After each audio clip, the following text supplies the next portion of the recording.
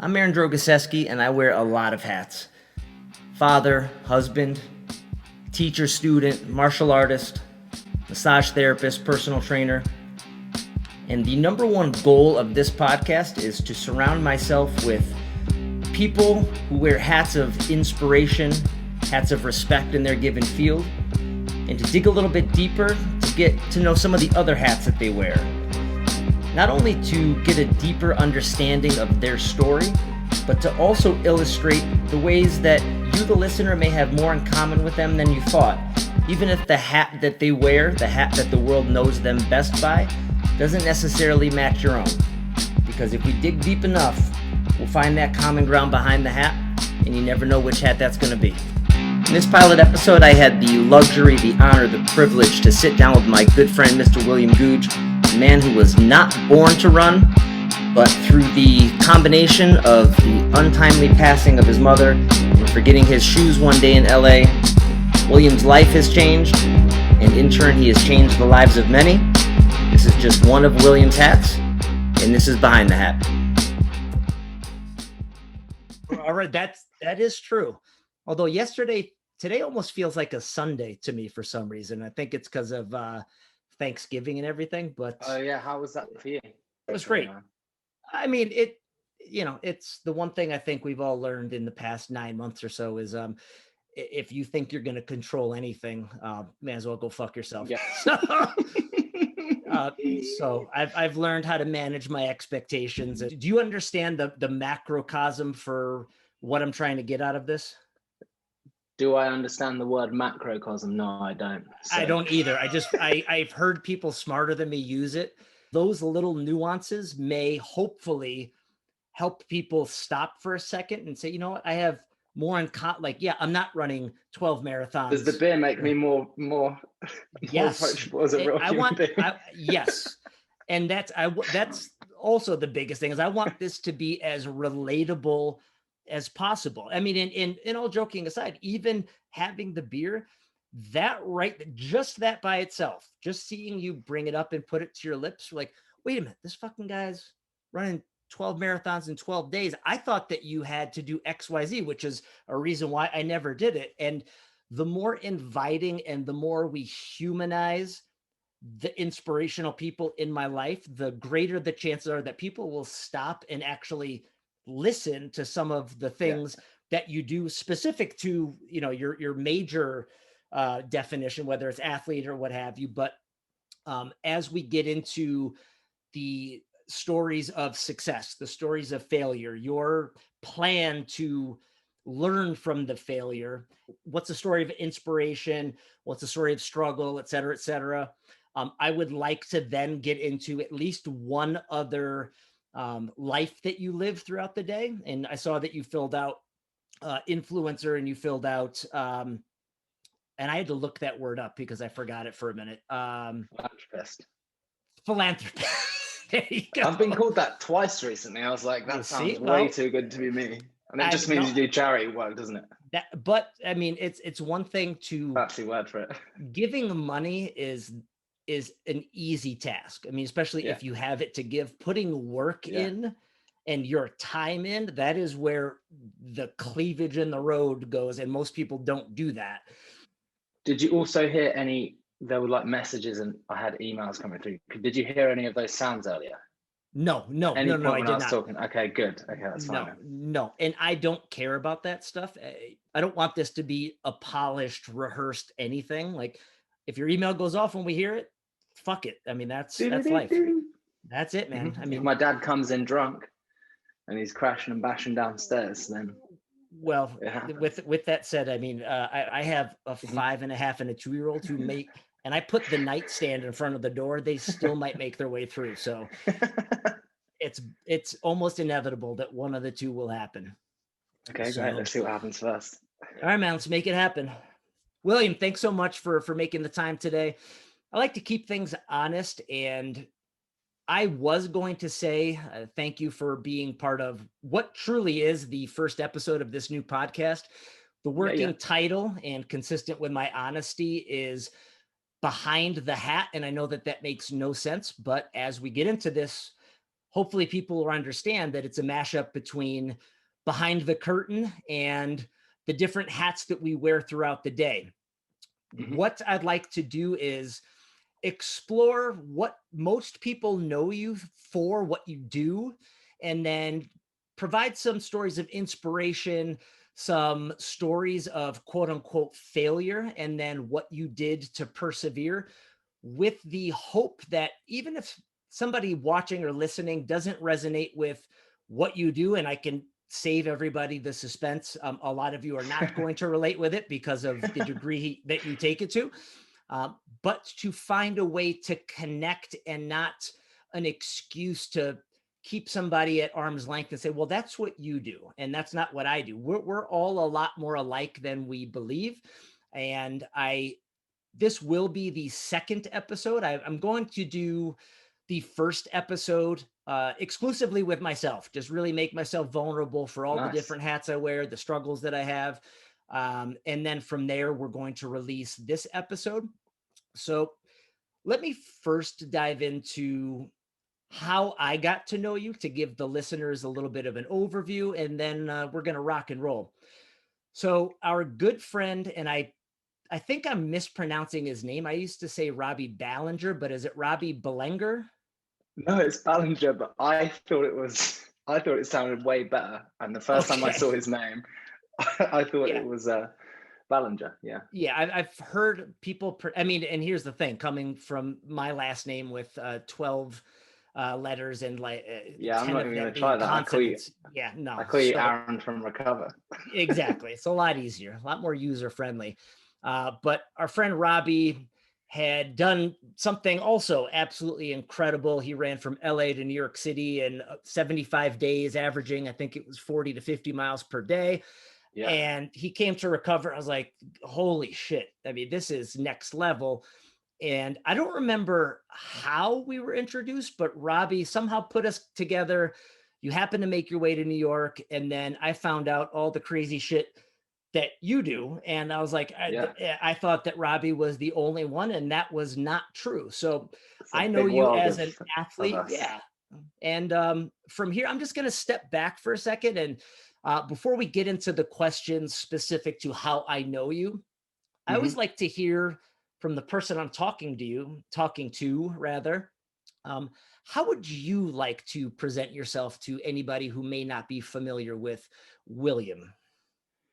Good question. I'd say I'm from a small town, countryside town, about an hour out from London. So no big city sort of ego here. Very approachable. I'm When you call me an athlete, for example, I don't see myself so much as an athlete. I think I'm more in line with the average person. I just take it more to an extreme, which sounds strange, but I don't have what I would consider athletic talent. I just have an innate ability to embrace the suck and carry on. Yeah. So apart from that, I'm big, big relationship guy with my friends. Very close to my dad and brother, extended family. Love cooking. Don't really like to rush anything. I'm not someone that looks to finish things quickly, which is probably why I've ended up doing ultra running. So yeah, I'm I just was someone that's putting trying to look to enjoy life, and if I can bring people in along the way and kind of have a good time with them as well, then that's what I'm all awesome. about. And before I get into something I picked up on, which we will circle back to, anybody who happens to be watching the video version of this, I am so enamored with the fact that we are both wearing the same shirt at the same time. Oh, your mustache is way cooler than mine, but we're also rocking the No, mustache, no, no, no. and you are one of probably 10 people that have that shirt, and there is a good reason why. So thank you for representing it today. It really means a lot. You Now sent it all one the way from New York to my little town of Ampthill, so I was absolutely wearing Yeah, I mean, it. but when somebody makes an impression on you the way that you have on me, and I don't blow smoke up people's asses. So when I say that, I mean it. And if what's required to demonstrate that is to go to the post office and fill something out and spend a couple bucks to send a shirt, that's an easy win for me. So I was happy to do it. Um, Now, Gratefully received. So thank you again. of course, man, of course. Now, when you had talked about the ways that you don't identify yourself as an athlete, and you talked about Mm. um, the way that you perceive your athletic talent, as it were, I've had this conversation with multiple people, and being in the world of fitness, and I've worked with a lot of athletes, the athletes that make it to a certain level, I've noticed that, of course, a lot of them have talent, but the one thing they all have is the proper mindset. Now, Mm. take a step back from that. I've met a lot of people whose skill set and talent blew my mind, but that mindset was lacking and they never really got anywhere. But Mm-hmm. then I've also met people who weren't that talented, but they had the grit, the tenacity, the mindset, and they still did exceed. So when I talk about athleticism, and especially in the competitive sense, not athleticism, and this does apply to pickup basketball games, but definitely to the degree that it catches people's attention. I'd say 90 to 95% is what's going on above your shoulders, not below it. Mm. So For we, sure. we will be circling back on that for sure. Um, as this is essentially the first episode, even though it won't be released as such, the format's going to be the same. I'm going to start with the hat that I know the person by, what hat they Mm-hmm. wear, with the understanding that that is not them as a definition, it's what they do. But within that, we're going to explore a few questions, some inspirational stories, some points where you were dealt adversity, how you got through it, and then to step back and explore a different hat to showcase that we all have different roles we play. And there's a difference between your truthful role and your true self. So even though a lot of people know you as such, let's explore some other areas. And then we're going to go through the same questions. And that's going to be the format for every single person that I have the fortunate opportunity to sit down with. The inspiring people that have stories, but then have nuance to what makes them their clock tick and what they do throughout the day. So Mm-hmm. let's just kick it off. Now, if you before I ask the first question, and this is time relevant, we've identified that you're an ultra runner, and I've explained to people sometimes what you've already done as far as your distance running from the northernmost point of England to the southern. So if you can touch Mm-hmm. on that, as well as what you're about to do, that would be great. For sure. So it was the summer of 2019 when I started my run from John O'Groats to Land's End. They're the 2 points. It's the most northeast part of the UK to the most southwest. And the run's about 875 miles, at least the route I took was. And Robbie was there with me, which I'm sure we'll get into at some point. That's Robbie Ballinger or Belenga, whatever you want, whatever one sounds better to you. So I did that in 16 days. So it was an average of 55 miles a day. However, I massively fluctuated because for me it was the first time I had ran any kind of distance, even after running a marathon. So I'd done a few marathons before, 3 actually, and 2 ultra races. So you could say I wasn't that well prepared, which I totally wasn't. So yeah, it was the first time I'd ran after 26.2 miles the next day. So And I I think kind of and I think threw myself in it. what's important to identify, and it's I think anybody watching might get the impression, but definitely somebody's listening to this, your frame is not consistent with the average runner in general, let alone to that degree. So, you want to No. add, rub salt into the wound. You're ill prepared, but on top of what you're carrying around, you're a tall guy and you're very muscular. So how much do you weigh? And you can give it to me both in I'll give it to you in pounds. I'm all right at this. okay. I'm well versed in the Perfect. conversions. So when I started, basically the reason I'm kind of bigger or a bigger guy is because I come from a rugby background. So I played all of my life. I signed my first contract, which I wasn't professional. I was semi-professional, so I still had other jobs and whatnot while I was playing. But that was something we can get back into in terms of a mindset thing. I never thought I was going to get paid to play rugby. So in short, of going back to why I'm bigger, from the age of 15, 16, I was in the gym. I was a bit of a beanpole, and all I was trying to do was get big. So the heaviest I got to was 220, and that's what my sort of playing weight was.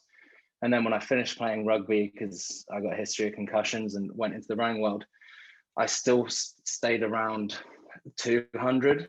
And when I started trying to go to Land's End, I was 94 kilos, which I believe is still about 204, 205. So And still a pretty heavy dude for that kind of thing.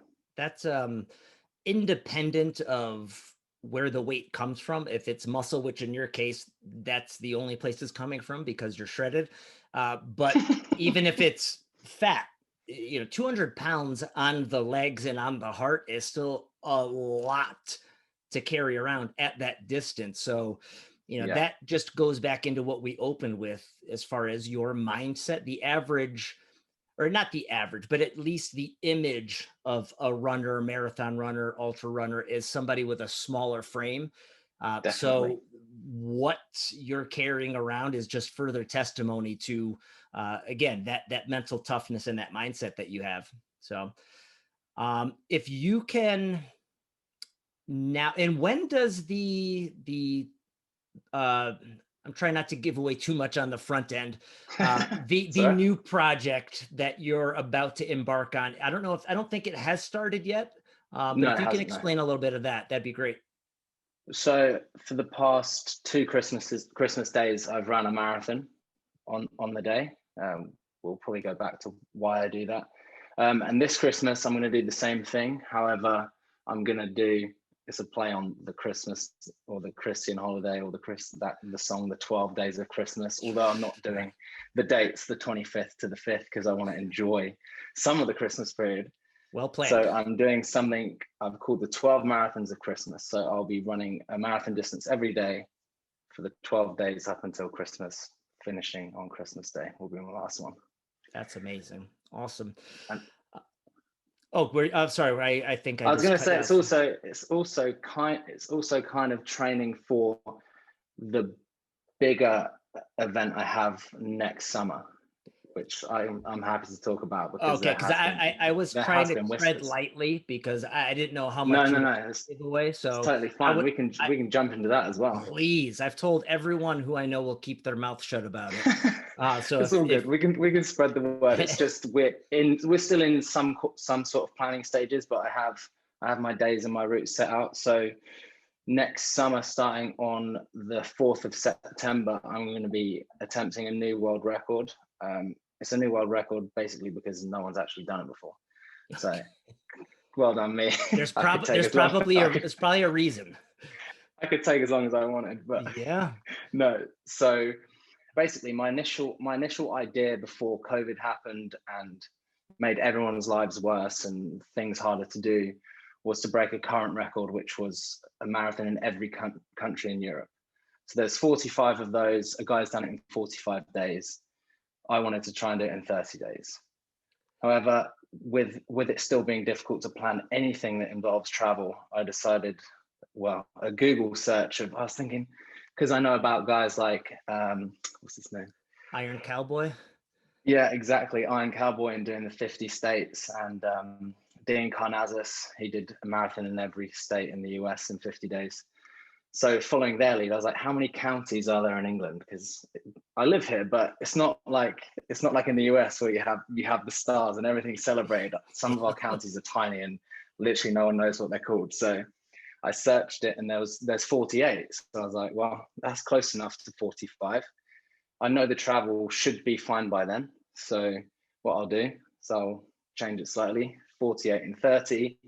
And the cool thing about this is the last marathon I'm going to do is going to be the official London Marathon at 2021. So like I spoke about Dean Karnazes, when he did his 50th and final one was at the New York Marathon. So it's like you get that really cool celebration at the end. So I Yeah, mean that, and again, that them is are further plans. testimony to where your head is at, because I remember, and I only ran to prepare for my Golden Gloves fights, and Yeah, the day of, and even the day before, I was the laziest son of a bitch you've ever seen in your life. I don't want to don't spend believe any extra energy. it. When I sat down, I sat back with my knees extended. I got to save my legs. So the London Marathon and the New York City Marathon is a prestigious event with a lot of eyes on it, and you are Yeah, entering it. And so how many, you said it's 45 marathons total? 48, 48. 48. Okay, Yeah. so that will be the 48th. Yeah. Yeah. So I'm not even going to attempt to embarrass myself and do the math on how many miles you'll have ran up until then. But that's huge. And I have every intention of doing everything I can to support that and create as much awareness, because that's Appreciate it. pretty, Thank you. pretty massive. So um, anybody, I don't care if you're watching or listening at this point, I would hope that you understand why I asked William to be my first guest. And if you aren't sure, then this is probably not the podcast for you. And I will encourage you to just get on with your day. Hey, So but if you like beers and are an athlete that can still drink, I'm doing that too. So you see, and relax. it's funny that you had asked me about that before, and you'd asked me about, if your email, if your phone rings or anything. I want this to be as organic and raw as possible. So both in the flow of it. So if a phone rings, this should replicate real life, because if the ultimate goal is to let people or allow people to relate to the stories, then they need to be able to relate to the uncontrolled, especially, in this COVID era, the uncontrolled atmosphere. We're all learning that. But on top of that, I this is a loaded statement. I don't want to say I love the fact that you're drinking, because that can be interpreted a lot of different ways, but I love the honesty and the notion that in addition to everything you do, that you give yourself permission. I'm just a human being, because if I'm trying to get other people, I'm not asking anyone to run 48 marathons or do this or do that. It's just to take one nugget of inspiration in any capacity. And the further away William feels from where you stand in life or what defines you as a person, and especially if you think, well, they do this and this and this, and you realize, oh wait, somebody like William also has a beer every once in a while. Well, maybe I Friday night, can't, maybe. yeah, then maybe I can't use that as an excuse to not listen, and more important than listen, soak in some of the stories and information. So with that said, let's pop the hood and we'll get right into it. So the first aspect of what we're going to focus on is William as an athlete before we go into Hmm. some of the other hats you wear. So William as an athlete, and I left this very open-ended because I wanted free association, whatever comes to mind. If you can share a story that you believe will provide inspiration to anybody watching or listening, and it can be um, the first thing that comes to mind.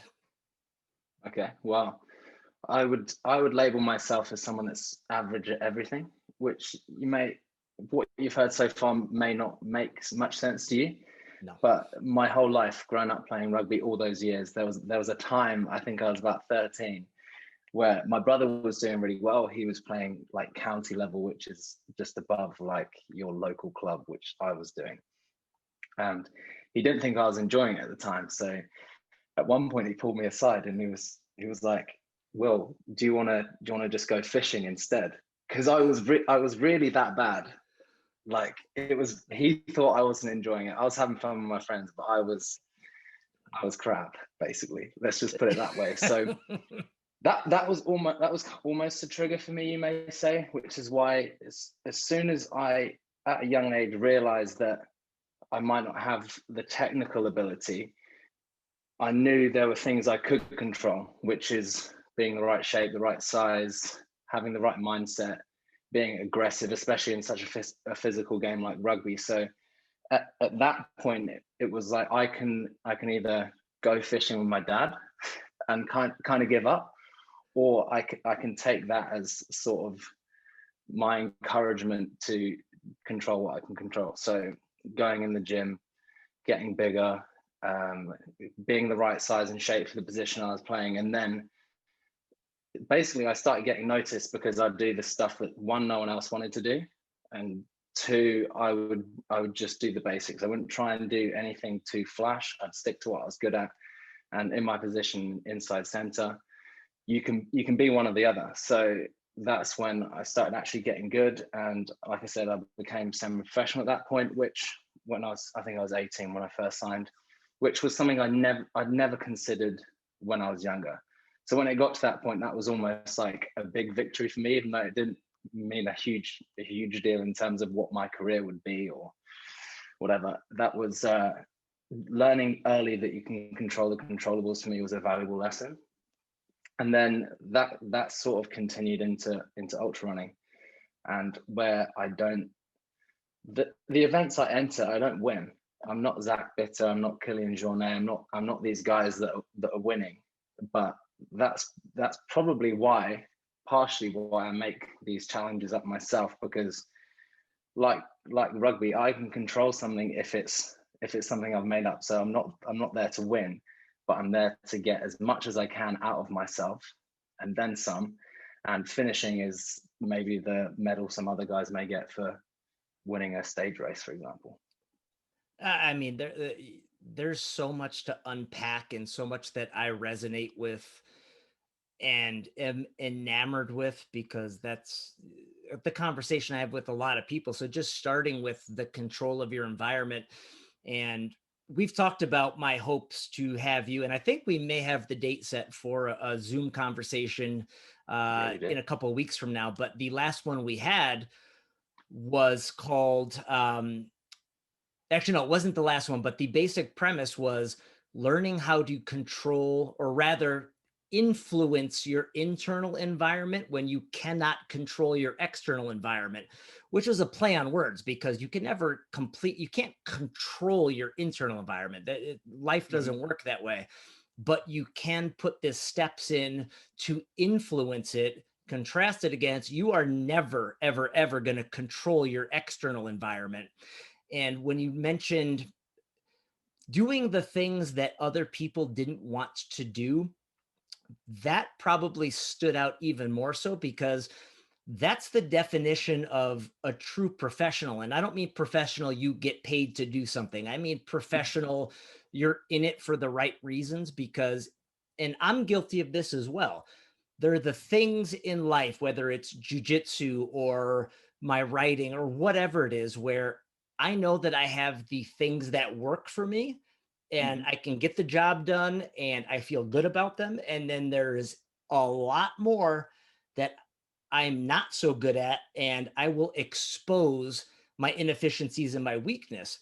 And if we only use jujitsu as an example, if I only rested on the things that I could do, I'm never going to get any better. I would never Mm-hmm. go from white belt to blue belt. The only way, in Josh Waitskin, the guy that Searching for Bobby Fischer, the chess player, talked about, or was based on rather, Mm-hmm. he discussed a concept of investment and loss, which is something you can't do, but putting everything into refining it so that Mm-hmm. no matter what, you are going to excel at it. But along the way, there's a lot of black eyes or rash or gee burns, or at the very least broken egos. But Mm-hmm. most people don't do that because of the ego blast. So I just wanted to make sure that we identified and really focused on that, as far as what has gotten you to where you are, and your mindset is that focus. I love what I can do, and you should Mm-hmm. celebrate that, but you need to spend the time working on not only what other people don't want to do, what you don't want to do, because that's the only way to get better. So that's amazing. And as I had hoped for. It inspired me, and that was the ultimate goal for that first question. Um, so now we're going to switch gears a little bit, and this almost piggybacks off of another one of the most poignant things that you said it a few minutes ago, as far as I never win. And I think about the '80s song, and I forget who sang it. So I don't think it's the Psychedelic Furs, but there was a lyric, "You never win or lose if you don't run the race," which Hmm. literally and figuratively to you is I very should listen applicable. to that song more. Yeah. But, as far as what's the driving force, what's the motivating factor, and what do you define, or how do you define the outcomes? And I sent in the email earlier, when we talked about failure. Mm, I don't really think the outcome defines failure. As far as the outcome, you either win or you learn. Failure hmm. is when you don't For sure. extract the lesson.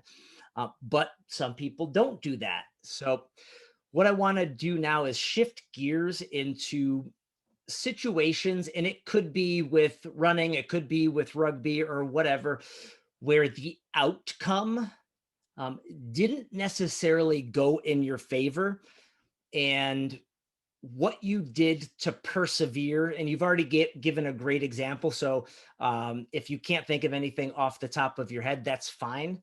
But I think that that's a valuable lesson to learn, um, as far as another tool or scenario that happened to you. I think I think with ultra running, what's so special about it is I think everyone will go through that in a race. And it's not necessarily, I mean, ultra running as a distance. I mean, just any sort of physical activity or long run, whatever it is, there's going to be moments that aren't going to plan. And you've got to figure out along the way how to either suck it up and get on with it, or you got to figure out why it's going wrong and try and change it, whether that's what your nutrition is, the way you run. In my case, the way you're running in your gait. And when I was on joggle, there was a moment I realized that my mind sort of muscle connection was truly at one. I think it was on about day 7 or something. I had really bad shin splints, and I could hardly walk. And there's a video of me. It's a very hot day because it was in the middle of August. I have my walking poles with me, and I can hardly move. It's like my legs are stiff. I'm sweating. I'm still in a good mood because I'm a bit weird sometimes and just laugh through it. But in those moments where you think, especially in that, because your senses are heightened anyway, where you're thinking, how am I going to actually make this day progress towards what ended up averaging 55 miles? It doesn't look like that is achievable. It doesn't feel like that's achievable. So it's in those moments being adaptable, or taking a moment and trying to figure it out. And all I did, which is why I was saying about mind muscle connection, was I figured out how to walk firstly different, that put less pressure on the inside of my shin bones, and then started walking a bit better, and then I started running, and that was like a real light bulb moment for me. I've never had that much control, and you may feel it more in jiu-jitsu or those kind of disciplines where it is so much your whole body and mind, especially evading things and trying to get into the right positions to take your opponent down or whatever. If you're in something as kind of normal as running, which is something everyone can kind of do, getting those links doesn't normally happen. So yeah, I may have got a bit off track there, but Yeah, you no, know. no, no, no. And a couple of things. Running because you're afraid you're going to miss the bus, that might be normal. But running for distance, especially the distances that you run, and that's relative to anybody. So I don't want to present the notion that the mindset that I'm about to start going down a rabbit hole on is only relevant if you're running 50 miles or 26 miles. Based on your foundation and your history, that could be a half a mile. If you Mm, I mean, it's all relative to the person's history and their personal narrative. But especially in this scenario, you talked about jujitsu and, you don't think there's as much of a parallel. It's the exact same. I don't think that there could be a closer parallel, not only to that, but if you reframe anything you do, whether it's parenting, jujitsu, trying to be an entrepreneur, that having your vision for what is about to happen end up turning around and slapping you in the face. And this Mm. happens with all things. You then are forced to a decision. Yield to that and say, fuck it. And, it just didn't work out. I'll try again another day. Or Mhm. what can I do? And that's thinking, and that's the chess player mentality. I don't, and which by the way, I don't play chess, but the notion of this option A is off the table. Mhm. So I haven't even thought about option B, but option B will not be give up. So whatever it is to keep momentum, and that does not mean momentum in the physical context. As a business professional, as an entrepreneur, I have certain ideas and I get slapped in the face more often than not, but it's the mindset and the pliability, the resilience to say, well, what option do I have right now? Because Mhm. even if it's lateral momentum, it's better than stopping.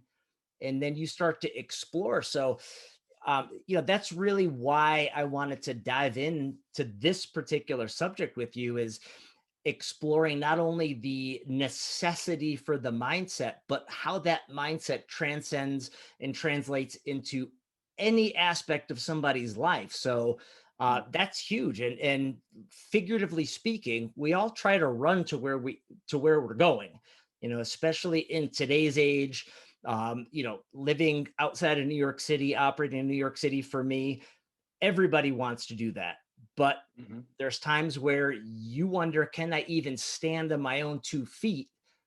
But identifying the mindset it takes to at least walk rather than just lay down, I mean, that's priceless, man. So thank you. Mm. Respect. I liked your answer Absolutely. back. So what I'd like to do, and this is actually a great segue because you had mentioned shin splints. Mm. And similar to the last question I asked, this is going to be free association, but I want to establish the foundation that I'm talking about: the mind, the body, the soul, the mindset, whatever that means to you. And I Mhm. assume that it's going to be nuanced. So don't pick one and ramble as long as you want on anything that you think is relevant. But Mhm. what does your self care look like specific to this aspect of your life? To all of those aspects, Uh, so, self-care in spe- general. yeah, so just self care for preparing yourself for a long run, whether that's a marathon. If that answer is different for ultras, I mean, that would be Yeah. huge as well. But is it, uh, foam rolling and stretching? Is it visualization work? Just anything Okay. that you do, or any tools, technologies, practices. But what do you do to prepare William? And again, if the name of this podcast is Behind the Hat, Yeah. specific to this hat, what does your self-care look like to bring the best version of William to the table? Well, I'll tell you what I used to do. I used to wing it massively. Didn't really know a lot about anything. I'd be rugby days was classic, chicken, rice, broccoli, protein shakes, all that kind of bodybuilding, get big, get lean stuff. However, when I embarked on joggle, was when I first started speaking to Robbie. So the first thing I implemented whenever I'm doing a big challenge is change to a plant-based diet, which was huge for me because before I was always, I may as well label myself a meathead. That's what I was before, and there were certain times I'd eat things I wouldn't feel good, but I wouldn't worry about it. But as soon as I made that switch, sort of having the cleanest fuel available to me or to everyone, I assume, is a plant-based whole food diet. It's just the way we used to do things, it's the way we should be doing things now. So that was a huge change for me, because all of a sudden my energy levels didn't spike up and down, didn't go wild. And one thing, it's going to sound strange and kind of gross, but when I did the run and I went fully vegan, I never had I never had phlegm anymore. Which I think if anyone does any kind of exercise, especially if it's endurance stuff, there's like a build up, and that disappeared. So that's very strange in its own right. So I did a half marathon once, and I just from the 13 miles, I understand exactly what you're talking about. yeah, very strange. So that I went, but in terms of sort of what I do now, I'll always start the day with a smoothie. That'll be largely fruit based. I might put some lotions and potions in it, like wheatgrass, spirulina, all these organic things that I'm lucky enough to get sent by a brand called Nature. So I've got to say thanks to those guys. And from time to time, I will intermittent fast, or I'll do a 24-hour fast for gut health. So these are all things that I've learned along the way and know that feel good and work good for me. When I'm really taking good care of myself, the first thing I do is when I wake up is have a long stretch, a good stretch, and I use a Theragun. Okay. I actually have a Theragun and a Hyperice. I'm rocking both. So yeah, open myself up, have a good stretch. If I'm really, really good, then I'll meditate as well, even if it's for 10 minutes. But I'm never perfect. And obviously life is busy. So it's not like I can always do that. But the principles don't change. If I have an event like the 12 marathons of Christmas coming up, then it's sort of non-negotiable for me now. Because rather than turning up and knowing I'll be able to do it is fine, but I want to do it well, and I want to make a good account of myself doing it. And there's almost sort of imposter syndrome if I get to the start line having not done these things that I know are going to help, and sort of winging it as what I used to do. Yeah. So diet, stretching. I also now have a routine in which I do some weighted exercises for running and resistant band stuff, which I never did before. So whereas even on marathons or whatever, I'd get really bad hips, maybe my lower back would start hurting. There's a lot of accessory muscles, especially around the hip area, that you don't use if you're just running, and they will get taxed when you're doing super long distances. So implementing them into a regime of my normal running and whatnot has been massively beneficial for me. It means my recovery time's quicker as well, and I can go longer distances without feeling as much pain. Awesome. So a couple of things, and I'm noticing the trend here where because these aren't items that we discussed in advance, where you touch on a key concept or you say something and there's a key word that I pick up on, or key term. When you had mentioned imposter syndrome, it makes me think about a quote that I heard, and I think it was Bruce Springsteen that talked about it, where he said a true artist, and the footnote or the caveat in this is, I define artist as anybody who aspires to be the best version of whatever they do possible. So there's an art to being a parent, there's an art to being a husband, there's whatever it is. Yeah. He said that true artists and the ones that really excel have two voices in their head. There's one that tells them they can do anything they fucking put their minds to. And the other voice tells them, no matter what you do, you're never going to fucking make it. And they listen to both at the same time.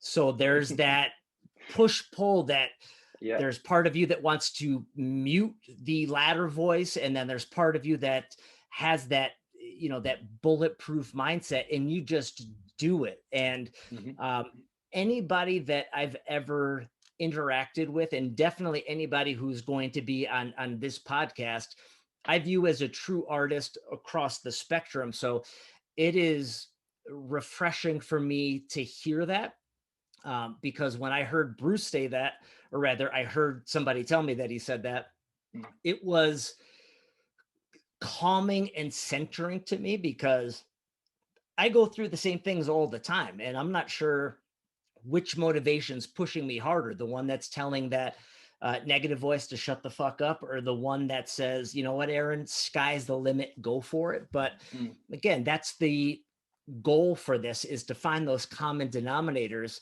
on what we do as we strive for excellence. Now, you mentioned meditation, and Hmm.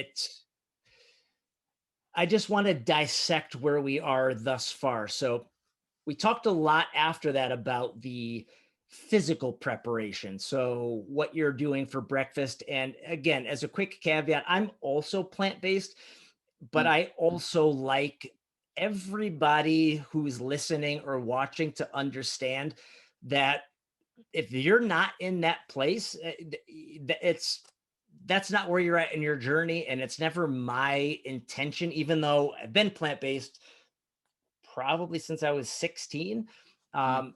I just want to make sure that people don't start putting the walls and the barriers up. So I know, and if for you're me, I say I'm plant based when I'm doing my challenges and I have big runs coming up or whatever. But the rest of the time, I'm a big I'm hugely influenced by culture and by other people and sort of friends and family. And so if I get invited, I'm getting invited somewhere for Christmas dinner after I finish my last marathon. I'm not having the nut rice or whatever. That is an option.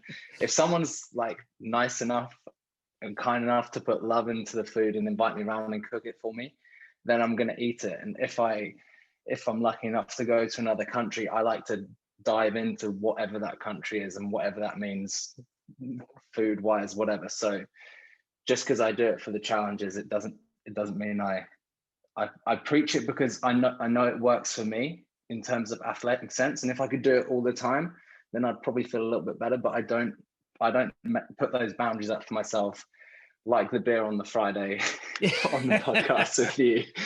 I allow myself the freedom to do some things that I want to do, and I don't ever want to pressure myself or sort of tell anyone else to do certain things that they don't believe in, whatever. So awesome. And thank you for expanding on that. I mean, I've known that about you, and I'm just trying to be mindful for my own purposes, for anybody who's watching or listening, based off my goal for this conversation, which is to lower all excuses or barriers from entry, from soaking in the mindset or the applications and approaches to what you have.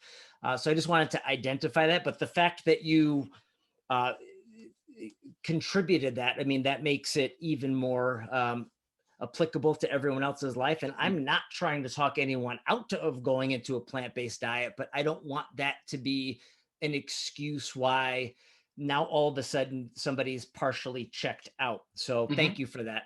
Um, All good. but what I was picking up on was, we talked about your nutrition in the morning. We talked about your resistance training schedule to create balance around the hips, and a few other things that focused a lot on the physical tool that Mm. you need to do the things that you do. But we opened with, and it's been well established to this point, that mindset is the biggest variable in your life. So Mm. if that, some people have practices, and that could be visualization, it could be meditation. For some people it's just, I need to budget a certain amount of sleep to make sure that I'm firing on all cylinders, and Mm-hmm. what those people do to ensure that they have sleep. So if you can touch on any self-care for the mental, spiritual side of either training for what you're doing or the actual event, that would be huge. Well, sleep is a massive one for me. It always has been. I've always been an 8+ hours guy if I can be, and if I'm not, then I'm going to get grouchy. So something that's worked for me for sort of the past 18 months massively has been CBD. And the company that I first got involved with, or they got in touch with me, we've organically grown together as me just saying I'm using it and I like it, to now me working for them. So for me, it's hugely rewarding because I've seen where they've come from. I know the guys that run the brand, they were rugby players. Well, they are rugby players themselves. So in our country, if obviously THC, the psychedelic part of the cannabis plant, is illegal here, so you can't have it. And especially if you're a professional sportsman, they get drug tested. I used to get drug tested. Yep. You can't have THC in it. So from their point of view, they had to put it through the most stringent testing they could to ensure they weren't gambling with their own careers. So that's a whole nother story. But CBD has been massive for me in terms of just calming down before bed. I take it in the day as well, just to focus if I'm going to meditate or if I'm going to read a book or whatever. But yeah, the main benefit I get from it is sleep. So it calms me down before sleep and keeps me asleep longer. So CBD is massive for me. One of the things I love rocking this t-shirt, by the way, but if I could have had the Recover studio, if I lived in New York, I would be, I think I'd be world class, to be honest. I mean, so just all the tech you had there, like Nucom, when I came to the studio and used that, and I remember you put it on me first and foremost. So I'll let you tell the people what Nucom is afterwards, but I'll just say my experience with it. It was the first time I met you. I come in and I'm like, what shall I do? And you're like, okay, well, we'll set you up on the Nucom, and you can go for an infrared sauna and then the CVAC machine. I'm like, okay, you may as well be speaking Swahili here, but sweet, I love the sound of it. And you lay me down, you set me up with the Nucom, and you're like, it's going to put you to sleep. And I'm kind of maybe I'm not the non-believer, but I'm like, yeah, okay. And you're like, yeah, well, some people try and fight it, but it will send you to sleep, and you'll have half an hour and you'll wake up feeling like you've had 3 hours sleep. And lo and behold, I'm there like, I'm not going to sleep here. Nah, nothing's happened. Done. Awesome. So that kind of technology is amazing. And if I could use that every day, I'd love to. But as again, I go back to what I can control. Sleep is a massive one for me. Meditation and mindfulness, just my mind's very busy. So the whole thing of journaling before bed has been something that's been amazing for me, and getting those ideas out, because a lot of the time late at night is when my mind's firing the most. Like I'm okay in the morning, but I seem to think I can take over the world in the evening. Yeah. So CBD, journaling, I sometimes meditate just before bed, and I also like doing it when I wake up, because the whole thing with meditation for me is you set your intention for the day, and it makes you more centered and present, and makes you sort of more actionable to what you want to do, rather than getting lost in the sort of buzz of what's normally going on. So around sleep time, that's me. Absolutely. Couple of things. One, I want to pick up on the torch that you passed on Newcomb, but before I do that, what's really important to me is I had a conversation with a buddy the other day where I was actually talking to him about Newcomb, and then I started getting a little bit hung up on different points of entry. And he said, Aaron, and this is a physical therapist who knows exactly what he's talking about as I'm talking the scientific aspects. He said, don't worry about the quote unquote sales part of it.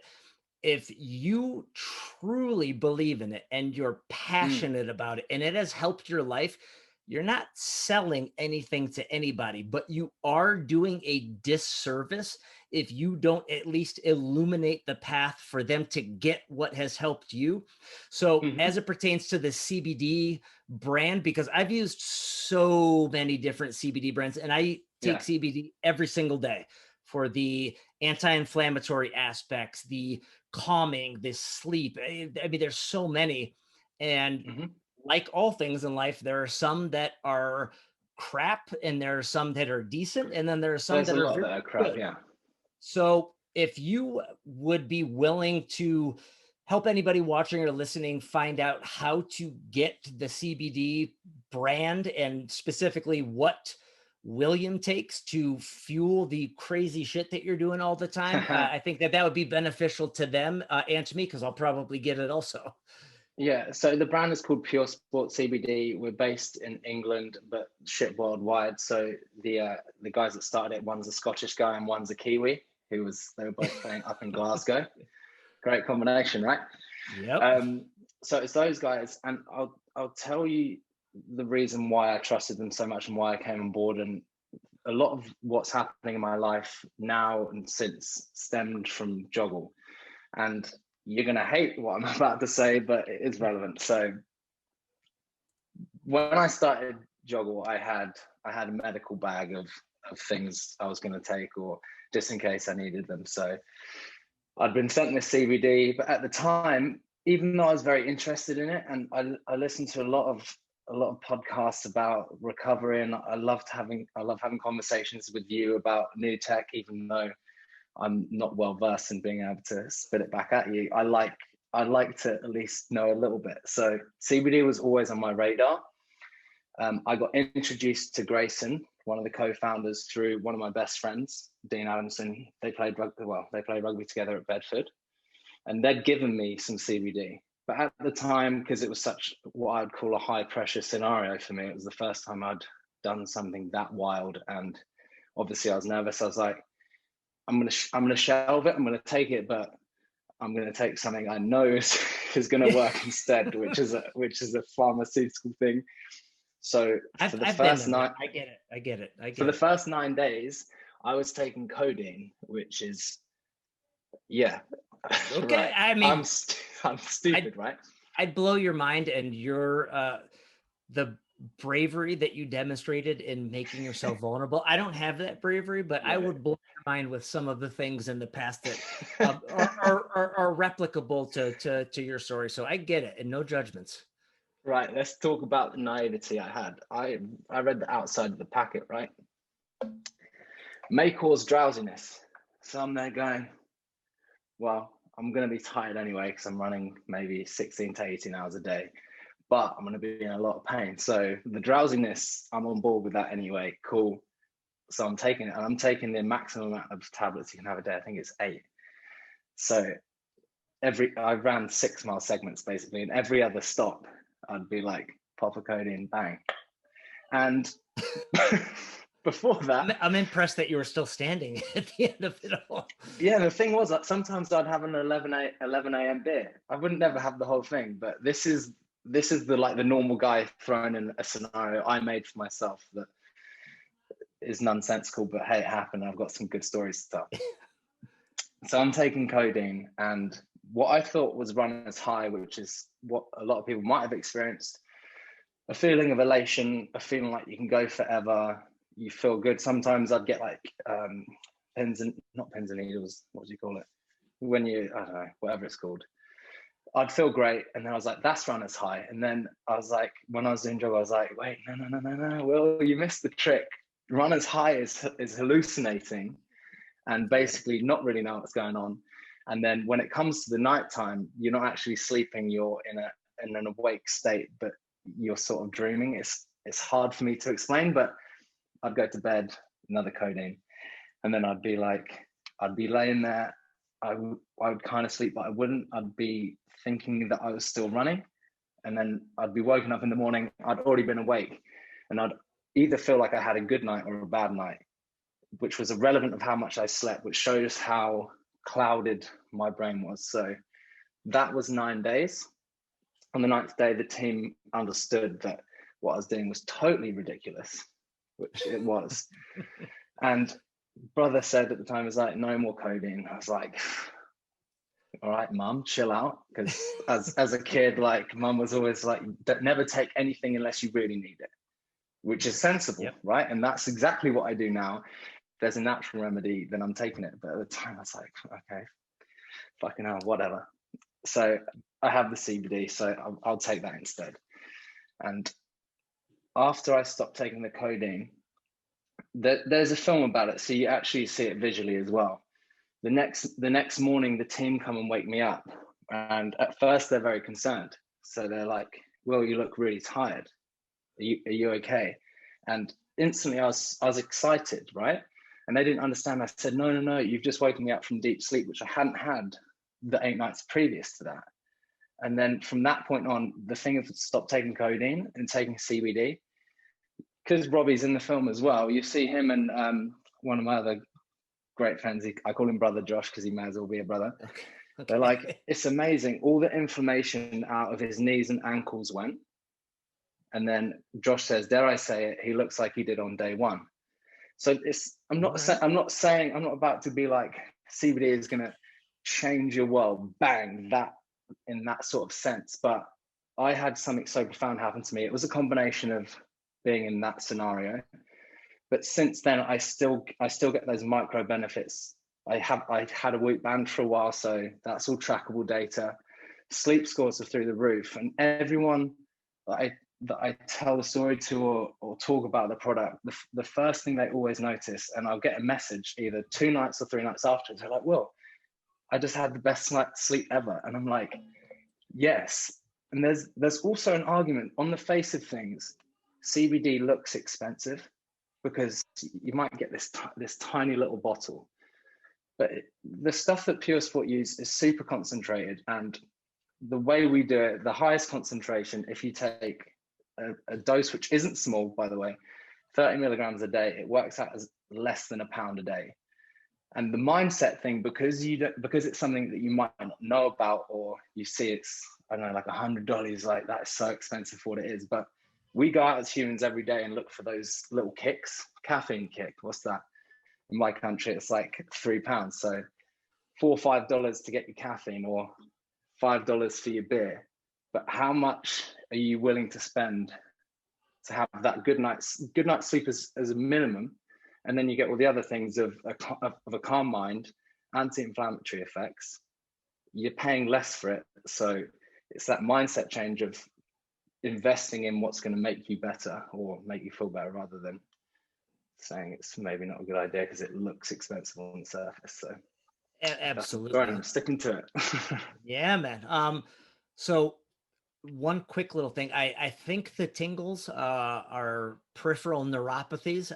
I might be wrong, but Thank you for the scientific definition. but I'm just beyond tingles. Yeah, I mean, well, they're just tingles. But and this again is why I love the organic and the vulnerable nature of the conversation. Is people that get to where you are, you didn't start that way. And I have this conversation with people all the time, where anybody who you qualify as the best at what they do, they had a first day doing that, and they were shit on that day too, which that's not what I'm saying about you. But the process is, as you had identified with the codeine, mama always did the best she could, and when she learned better, she did better. I think Maya Angelou wrote that. But that's the process, and that's just the way it goes, is just doing what you can do, what you have access to, but always being open-minded to the other options and just seeing how it resonates with you, because we're all built differently. And as I said, I mean, I use CBD every single day, and you touched on, this isn't the magic pill. We had this conversation before hitting record as well, which is, you can't outrun a bad diet, and you can't out supplement or out technology a shit lifestyle. So it's not like you can do whatever you want and then that adds that extra boost. But if you look at supplements or technology like a hammer, and you approach me and say, "Hey, Aaron, or William, I want to build a house." It's like, well, here's the hammer. You have 2 options at that point.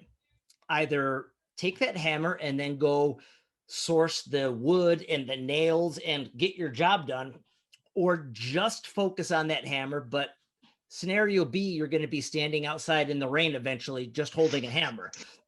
And that's just the way it goes. So everything should be a tool as a complement based off your lifestyle and finding what works. Now, very quickly, when you had mentioned the desire to bring Recover with you, man, I'm sending it to you. I mean, I'm sending you not the brick and mortar. Excited. Yeah, I wish I could send you the entire brick and mortar, but that's gone.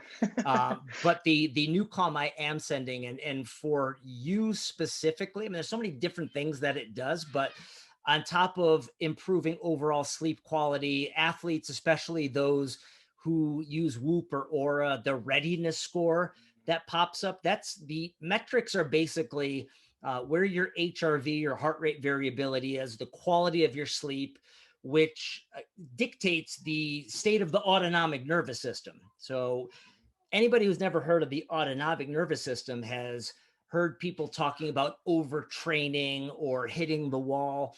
And your body could be willing, but if the nervous system is not compatible, then you're eventually going to, at the very least, slow down the productivity of your time. And I ask people this all the time, and please be honest, but I've only gotten. I told you that the kids were going to come through. Yeah, With better a than Santa hat on. a drunk dad, perhaps. Yeah, Vera, baby, I'm recording something right now. Can you? I love that. I'm going to be out They in got through the 15 wall. minutes. They did. I love that so much. But can you give me 10 minutes? You want me to put a Santa hat on? Sure. Okay. I think you got to do it. Hey, right, it's the many hats. It's the many hats. So speaking of hats, here it is. Yeah. Here, I'll be out in 10 minutes, baby. I promise. Okay? I love you. Told you that was going to happen. I love it. It's awesome.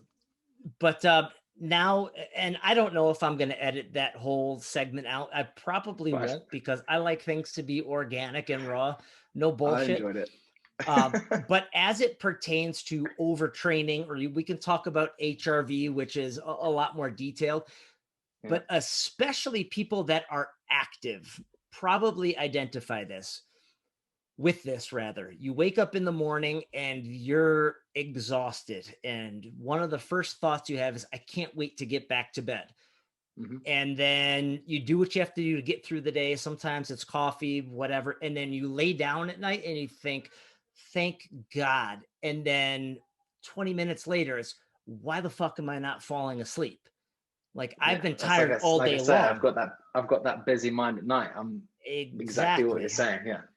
So, you know, the biggest reason why I wanted to send you the new calm is for that purpose. Is exercise is a sympathetic dominant activity. So there's fight or flight, rest and digest. Exercise, although it's good for you, is stressing the body. So when you're doing a lot of it, it starts to shift your autonomic nervous system to the point where it almost forgets how to sleep properly. And I'm not saying that it should replace CBT, because I do both. But as far as improving your HRV, giving you better sleep, I'm like, number one, I love you to death, and I just want you to have it for the experience of it, because I know that you loved it. But then more importantly, as far as fueling what you need systemically, I'm like, we can look at foam rolling and stretching and treating muscles, but I want to make sure that with everything that you're doing, that we create the systemic balance needed to just really bring the best version of William to the table every time. So I'm really stoked to get that to you. So Recover's coming your way, man. I'm very excited. Awesome. As I told you about 15 times. Yeah, I mean, but it is my pleasure, and that goes back to the notion of, once you have something that you know has changed your life. And I'll tell you off camera sometime about the tennis player that actually I think you're going to be sharing the Zoom conversation with, who is very meticulous about his sleep, and he wears the Whoop and abides by the same schedule. And after a few days of doing new calm, he came down and he said, I thought my Whoop was broken. But I literally doubled my REM sleep and my deep sleep, and I'm stuck in the fucking bubble right now. Like, it's not like this is a relaxing environment. So what kind of magic did you put in there? But that'll be for the Zoom chat. What I'd love to do, because I want to be respectful of your time, Hey, is I'm all now good. Friday night, baby. I I get might it, need but another beer at some point, but I, that's I about it. mean, when that happens, and I can edit this out because I also will probably need to take a leak at some point, that you All can right, go sweet. get your beer and I'll hit the bathroom. Um, I've but got I loads want to of get time, by the way. I'm all good. awesome. Thank you. But what I want to get into now is we first started off with understanding William and the hat you wear as a beast athlete and the mindset and everything else. But the foundation to this project is understanding the other aspects of your life and the other approaches you have to engaging the world. Mhm. And we talked about being, and you reminded me the name for it being a philanthropist. Yeah. Let's talk about that. And I don't think, as planned, I'm going to go through, the question by question by question. And this is what happens when you launch a first podcast. You learn on the Mhm. fly. But just taking into consideration the conversation we just had on what that means to you, what you're doing, some success stories, some stories where maybe there was some adversity. Let's Mhm. let's explore what that aspect of your life looks like. Well, the foundation for me ever getting into ultra running was the untimely death of my mum, Amanda, to cancer almost 3 years ago now. So that was happening while I was still playing rugby. But early that summer, when we were in off season, I was in LA because my ex-girlfriend lives there. And for some reason, I woke up super early before the sunrise. I don't know what time it was, maybe 4:30, 5 o'clock in the morning. And I did something that was very unlike me, which was get up and go for a run. Okay. When I was playing rugby, I had the mindset that I didn't understand running because there was no goal other than to finish. So if I tried to go out for a run, it would be very quick, and I hardly ever did it. I couldn't tackle anyone. I couldn't score. I couldn't high five a teammate because they did something good. There was no victory for me. So for me, finding running, if you'd have asked me that when I was 16, I'd have laughed very hard in your face and been like, yeah, sure, sure, sure. But earlier that's sorry, going back to in the off season in summer when I went for this run, I was in Santa Monica. For some reason I didn't take my shoes with me either because I thought I'd run along the beach for a little bit. So I did that, but I ran along the boardwalk, and I kept running. I kept running until I was saying I'm just going to keep running until I see the sunrise over the sort of the Malibu direction, whatever that is. And I kept running. It was taking longer than I thought actually, but I was in some kind of meditative state. Felt really good. Got to the end of the beach where I literally couldn't go any further. Turned around and came back. Didn't know at the time, but it was about 8 or 9 miles, which was by far the furthest I've ever ran. I'd never done a 5K before, so that's the place I was at. When I got back, I got a call from my mum because she was alive at the time, and she'd spoken to a doctor, and she'd just been told she was in remission, so she'd beaten the cancer. So the combination of feelings of doing my first long run and having that like profound experience of getting back and all your endorphins are flying, which I've never really found with any other kind of activity. I had that coupled with the best news I'd ever heard. So that for me compounded this running thing into something that makes me feel really good. Now, I didn't carry on running after that. And 8 months after that, unfortunately, she passed away just in the January 2008, 2019, sorry, no, 2018. So what happened when she passed away, I was lost. I was 22, 23, I was 23 at the time. I was lost, didn't know what to do, very angry at the world, angry at everyone. Why me? Never had anxiety or depression before. So I was also blind to that whole world. And I could say I was a bit of an arsehole about it. Like I didn't understand people struggling. I was like, no, come on, this life's all good. I had ignorance is bliss. Let's just say that was me with a T. Ignorance is bliss. My life was fine. Nothing was ever too tragic. Mum passes away. World shuts down. What the fuck's going on? Yep. So what I did with that mainly out of my admiration for her, seeing her fight cancer twice before, seeing her beating and think she's a superhero. I couldn't take the easy route of the beers, the parties, the drugs, whatever that involved. I had to take that pain and push it towards something positive. So the natural thing for me was to go out running. If I was sad, if I was angry, go out and run. It might be 11 o'clock at night, it might be 1 o'clock in the morning. If I had the itch or I was feeling bad, I would use negative emotion as energy and fuel to go out and run. I might figure it out along the way, but what I'd always end up doing is getting back and either being less angry with myself, less angry with others, or just all round a bit happier. So where the philanthropy side of things come from, and I've been called that twice recently, and I just think it's working for charity or doing things for charity. So it's a very fancy word. It sounds good. So whatever, I'll take it. But the Christmas day following her passing, really wasn't looking forward to it. I still don't look forward to Christmas, hence the Christmas marathon since. I've done one every time since. Christmas Day, Mother's Day, her birthday, 3 dates. Don't really look forward to, but instead of hiding from them or shutting them away, I keep my mind busy by doing a run, sometimes a long one. Yep. And then it's a way of elevating her and showing the people that the fuel for me being able to do what you think might be, what you think is out of reach, which I totally think it's not for anyone, is that's me putting her on the pedestal, saying this is why I can do it, because my mum was such an amazing person. She made me, and I'm going to show you that the pain I have, I'm going to use for something good. So like I said, Christmas Day 2019 was my first marathon. I ran for Macmillan Cancer Support, who I've worked with a lot recently as well. We raised, I think on the first one, I think it was £12,000 on that Christmas day, because a lot of people bought into it, which was unbelievable for me. And I had no idea that was going to happen.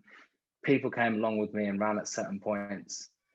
And then that instantly led to me thinking, once I finished that marathon, I was obviously physically exhausted, but I instantly thought, what can I do now that's more than that? Because I felt so good about it, and I felt great using her profile and her tragedy for something good and something that should be proud of. So that's why it naturally went into me doing John O'Groats to Land's End.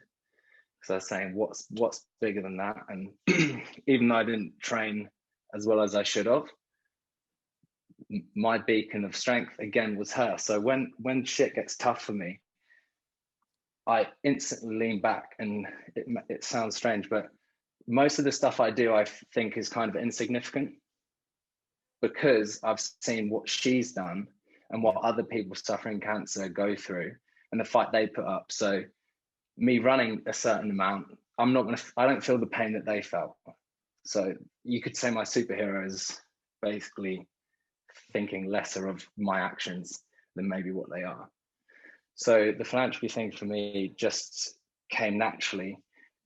Showcasing, doing things that might be perceived as not normal, gets people interested and gets people engaged. And if anyone can take anything positive from what I'm saying, because everyone suffers with loss at some point, and I'm not saying you have to go and run a marathon or any distance or whatever. If there's something that takes you to a place that makes you feel a bit better, whether it's the arts, whether it is something physical, whether it's meditation, whether it's religion, whatever it is for you, there's going to be something that's going to help. So that's sort of my main message. So that's philanthropy in a nutshell for me.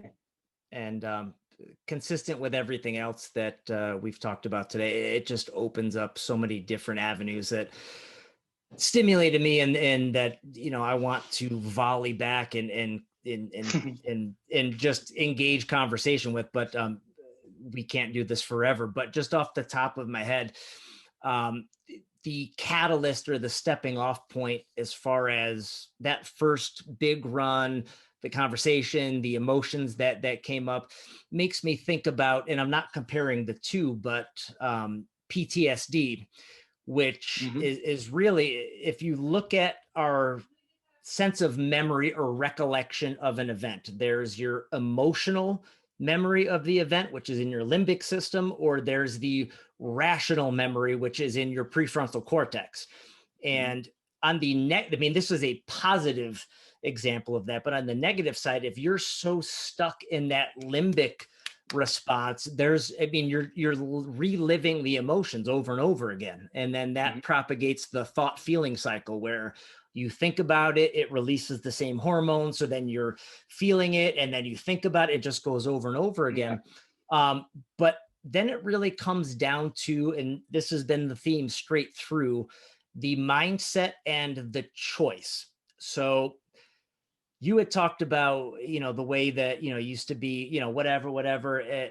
And that's, I think, the common theme with a lot of people, especially now, where it's a chronic dose of stress. With you, it was a very, and I don't know how I, would deal with this, but it would not be as graceful and healthy as you would, but you get dealt an acute form of stress like this. You can either find a way to heal or just allow yourself to adapt, at which point I bring up the notion that calluses and scars are adaptations. And do you want those on your soul, or do you want to heal? So not only do you have, and you made the choice to take that emotional response and either fuel you, because and I think often about Mike Tyson's first trainer, Customato, and he was talking about it as it pertains to fear. But I think most of our negative, so to speak, emotions are based on fear. I mean, sadness, you could qualify that as fear of losing control, but the song remains the same, where he talked about that fear being a fire, and fire can either warm your house and cook your meals if you control it, but if it's uncontrolled, that same fire burns the house to the ground. It potentially brings you with it.